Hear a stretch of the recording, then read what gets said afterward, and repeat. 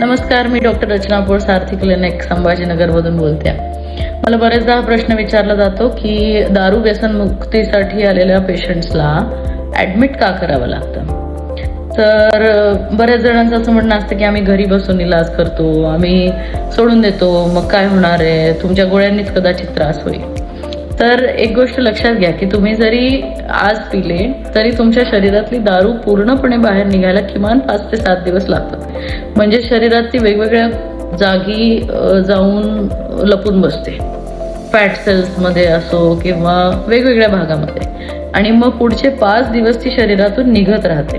आता जर एखाद्या पेशंटनी खूपच प्रमाणात पिली असेल आणि त्याला दारू नाहीये आणि त्रास होत नाहीये अशी कंडिशन असेल तर त्याला ॲडमिट करायची गरज नाही. पण जर एखादा पेशंट असा आहे जो दिवसभर दारू पितोय, बऱ्याच वर्षांची दारू पितोय, मग त्याला दारू सोडताना पण वेगवेगळ्या प्रकारचा त्रास होतो आणि तो न हो यासाठी त्याला ॲडमिट करणं गरजेचं असतं, ज्याला आम्ही डिटॉक्सिफिकेशन असं म्हणतो. थँक्यू.